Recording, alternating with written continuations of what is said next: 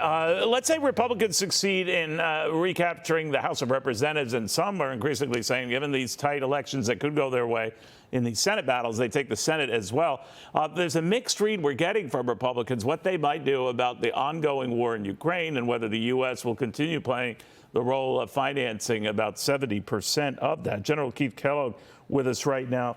General, you and I have chatted about this before. There's sort of a temperament building among people like Kevin McCarthy and others who say it's not just going to be a blank check. He since tried to clarify that to say he wasn't abandoning Ukraine.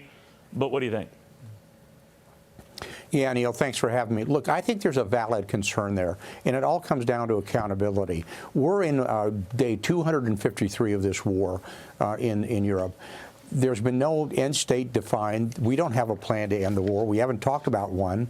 All we're doing is throwing money at it. We put $18 billion into the war, economically, humanitarian aid, and military aid. That's a big number, but let's break it down to an hourly rate. That means we're spending $2.5 million an hour in Ukraine. That's the U.S. taxpayers' money, again, with no accountability. You know, the Kiel Institute, the Economic Institute, Kiel, Germany, did a survey, and you kind of just hit on it a minute ago.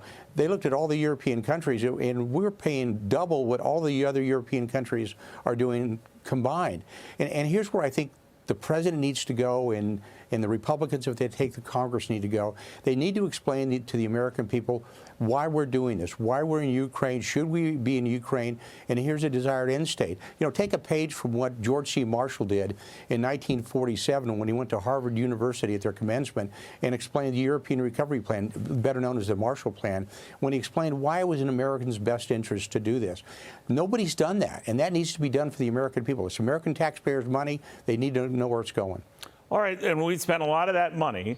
The fear was raised in Ukraine, General, is that, well, if we dial things back, it's not as if other NATO members or European players, forking over much help of their own. So in that environment, Ukraine is toast. What do you say? Well, we really have to force the other European countries to pay more money out of their accounts, and they should be doing it. Look, right today, Latvia, with GDP, Latvia is putting more money into Ukraine than France is.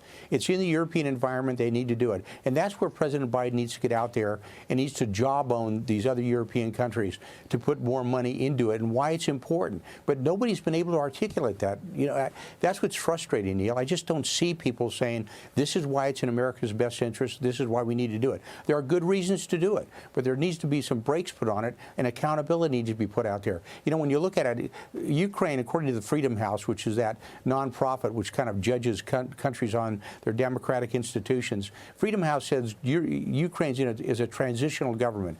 That means there's a lot of question about the corruption they've had in that government. Zelensky's trying to bring their way out of it.